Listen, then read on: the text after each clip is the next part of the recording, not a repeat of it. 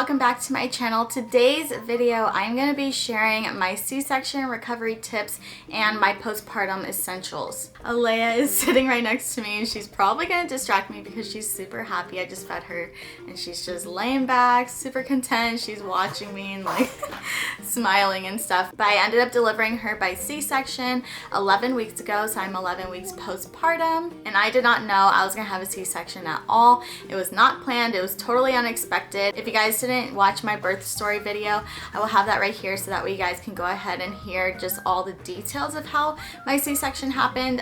But in this video, I'm just going to give you my recovery tips. But basically, long story short, I went into my 36-week appointment not knowing that I was going to deliver her that day, like hours after my appointment. The reason why I had my C-section is because she was sitting breech, but I had very low amniotic fluid and my water didn't break. I didn't notice any type of leakage, so they had to do a C-section that day and it was very scary. I was totally not prepared. I didn't know really anything about C-sections. I delivered Jaden vaginally, so I thought I would be able to deliver her vaginally as well, but of course pregnancy is crazy. Sometimes you just don't know if you're gonna have a C-section, so I wanted to make this video for those of you out there that even if you don't think you're gonna have a C-section, these are good tips for you to know anyways, just in case, and you can kind of prepare ahead of time and pack the right stuff.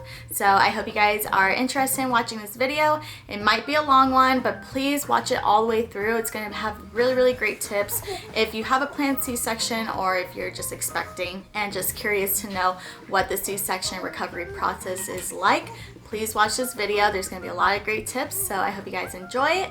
Make sure you're subscribed and let's jump right into the video. So tip number one is if you know you're having a C-section, make sure you are taking your stool softeners and eating a lot of fiber before and after you have your C-section.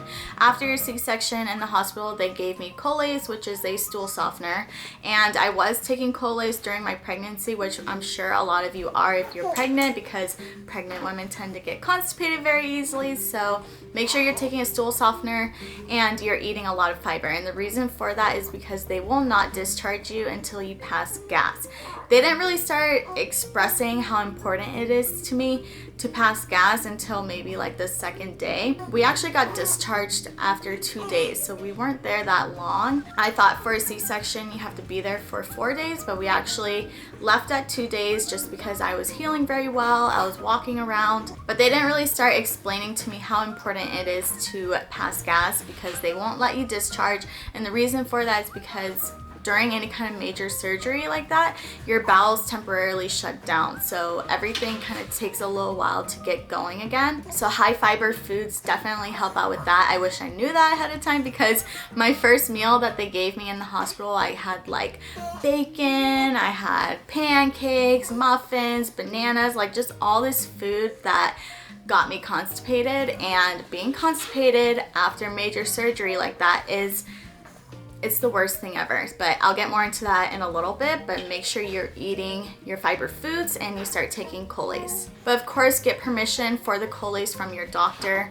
I'm pretty sure they're gonna say it's okay, but just for any type of stool softener, you wanna always double check with your doctor. You also wanna drink a lot of water. Water's gonna help you go pee. Pretty much after I got my catheter taken out, they were telling me that I needed to go pee, and I think I tried to go like 2 times, and my muscles, like I don't know why, I could not pee. I couldn't relax. Felt like my muscles just weren't working the same, and it's really hard to pee. So you just want to make sure you're drinking a lot of water. Don't drink from a straw. This is actually something that I read, but I made the mistake in the hospital. They say drinking from a straw, you're sucking in more air, which is going to cause more trapped gas. So don't drink from a straw, drink from just a regular cup, but make sure you're drinking water. Maybe drink some prune juice as well, because they said if I didn't go pee, they were gonna have to put the catheter back in, and I was like, heck no, that is not happening. So I just started pounding the water down, and then I ended up going pee. It was really hard, but it happened. And then for passing gas, you wanna make sure that you start walking. So I think I started walking by the second day. Obviously with any type of surgery, you wanna make sure you're getting enough rest. That's how you're going to heal faster, but you also want to make sure you're moving around. I got the worst, literally the worst trap gas ever. I got it really bad in my chest, I got it in my shoulders, in my back, I even got it in my face, which is weird. This was after we got discharged. I was calling my OB doctor and I was like, is it normal to have like sharp pain in your face after, you know, having a C-section, or like it could be like severe trap gas. So I had trap gas really bad. Since it was in my face, it was causing me to have headaches, and it was just really bad. So the way to prevent trap gas is to start walking, and they're gonna tell you to start walking, but it's also really hard because you just had major surgery. So it's kind of trying to have that balance of resting, but then also getting up and moving around a little bit. You just don't want to stay still, especially when you get discharged. I was laying around a lot. I was not walking, and obviously it got to me. I got really bad trap gas and it was excruciating. I will say that. It was so uncomfortable. So make sure you start walking around in the hospital. Drew and I actually did a walk maybe like twice while we were there. We had Alea in the bassinet, and the bassinet has wheels on it, and we just walked around the hospital. But I would say we weren't walking enough because the hospital like OB floor wasn't that big. So I'd say when you get home, make sure you're moving around the house. Obviously don't lift anything heavy. You're gonna end up hurting your incision, but make sure you're moving around, but at the same time taking it easy. So the meds that I was taking was Colace, Motrin, and Norcos. The Motrin and the Norcos will tend to get you constipated, so it's like this vicious cycle of you want to take the medication that's gonna help with the pain after your C-section and your incision, but it's like, do you risk getting constipated, or do you just take your Colace? I mean, I took my Colace regardless if I was taking the Motrin and the Norcos, but for the Motrin and the Norcos, I really only took them when I felt like I was in severe pain. In the beginning, like when I was at the hospital, and then when I first got home, I was taking it like a lot, and I ended up getting constipated. They say you do need to have a bowel movement by the 6th day, which I actually had a bowel movement on my 6th day, so I didn't have to go back to the hospital. But if you don't have a bowel movement, you have to go back to the hospital, and nobody wants to do that. So definitely make sure you're keeping up with your Colace. I had it in my notes where I wrote down every single time I took a medication. And for my Colace, I was really on top of it, but for the Motrin and the Norcos, I kind of would skip times. I wouldn't take it like every single 6 hours. Also, if I can remember correctly, the Norcos, I think it said like take 2 pills every 6 hours. I would only take 1, so I wasn't taking as much. So just be very careful whatever they prescribe you in the hospital and whatever you take home. If it's a pill that will constipate you, just be very mindful of that because you don't want to get constipated. Another thing is to expect nerve damage and numbness. So the incision itself is only like, mine is like probably only that big. So it's literally like the width of your vagina. It's not like a super long cut. It's like literally right on the line of where my pubic hair starts as well, so it's very easy to hide, but the surrounding area is going to be very numb. It's going to feel almost like a very severe sunburn. I even touched my skin. It was mainly on my right side where it's still pretty numb. Like even when I touch it, like it feels numb. It's really weird. That was the side that hurt the most when I got home from the hospital as well. So I do have some nerve damage on that side. My OB doctor said the nerve damage can take up to a year to fully heal, but your incision itself will only take 6 weeks. So in the beginning, I was kind of freaking out with like the whole numbness and, you know, nerve damage and all that, but my skin is starting to feel a lot better. Everything's starting to come back. I'm starting to work out again. I'm feeling a lot better. And then they're gonna give you tips on how to take care of your incision, but when you get home and shower and all that, you don't want to rub it. Obviously that would hurt like crazy. You just want to pat dry it. I would always like kind of fan myself before I would put on any underwear. So those are pretty much all of my recovery tips. Now I'm gonna go more into products that I was using that I felt like would help you guys, and you should definitely pack with you if you're getting your hospital bag ready. So the first thing is going to be women's diapers. So these obviously are super stretchy. They're very high-waisted. After your C-section, you're still gonna have a little bit of a baby bump. I know a lot of women, they like to wear like really tight clothes, but for me, I don't like to wear tight clothes. I prefer to wear something very loose. So like the whole like postpartum underwear and all that, I just wouldn't even bother with it. I prefer to wear stretchy disposable underwear. This is super soft material as well. The way that they do your incision, see, all of this was very new to me. A lot of you guys are like, oh, I already knew that, but I didn't. So I'm sure there's some of you guys out there that didn't know this, but for your incision, they're going to stitch you up, and then they put a layer of glue over it. So it's like this thin little layer. And I was just afraid of like anything touching my incision. I didn't even touch it when I was 4 months postpartum, and my OB was like, okay, you can start peeling off the glue. And I was like, what? Like, I can't do that yet. I don't even want to like go near it. But a way to do that is you could do it in the shower. It comes off a little bit easier. But yeah, I was extremely nervous of anything touching my incisions. So I found that these were the most helpful. They're just very comfortable. Yes, you do have to take it off. You are going to be bleeding afterwards as well. So you are going to have to switch these out. You probably are going to have to buy a lot of them. I think I bought like 2 packs. So if you don't want to switch them out throughout the day, another thing that you can do is just buy some high-waisted underwear. So both of these are from Target.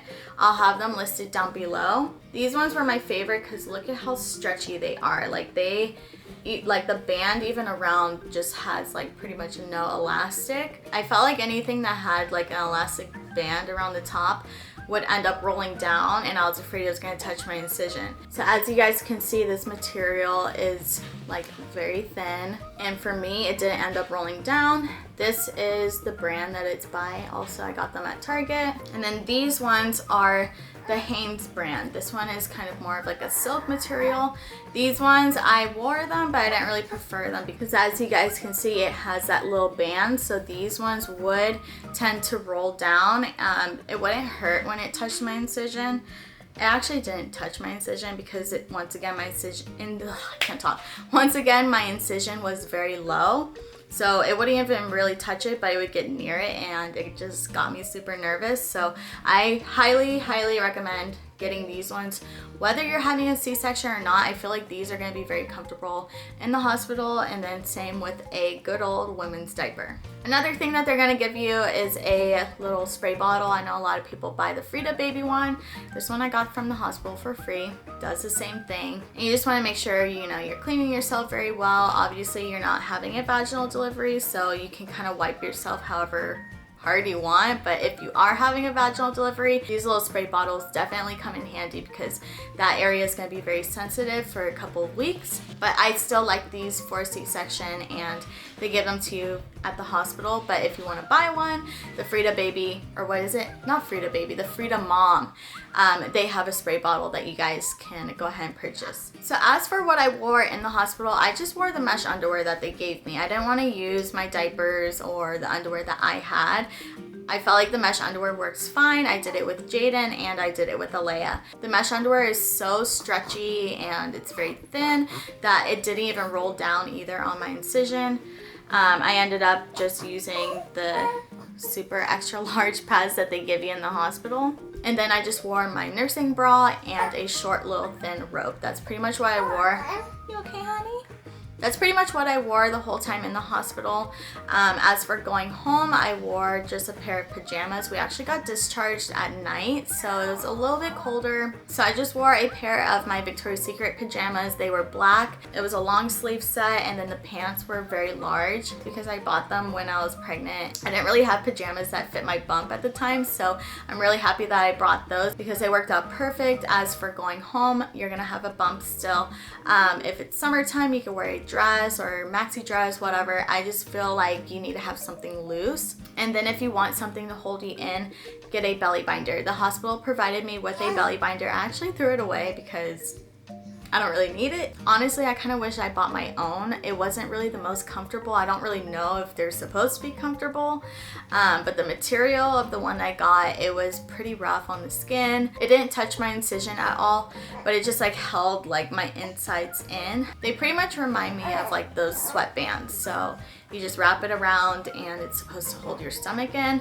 So I wore that, and then I put my pajamas over it, and then I just pulled my pajamas up like pretty high-waisted, and then I just wore that home. So if you are packing your hospital bag, I would get a belly binder, whether you're having a C-section or not, just because the one that the hospital gave me wasn't the most comfortable, and I feel like Amazon would have a better option. Alright guys, so that is all of my tips. I really hope this video helped you guys out. If you have any questions at all, please feel free to DM me on Instagram. I'll have my Instagram link right here. And I hope you guys found this video helpful. If you're not subscribed, go ahead and click that red subscribe button. I love you guys so much. Thank you for watching, and I'll see you next time. Bye. Mwah.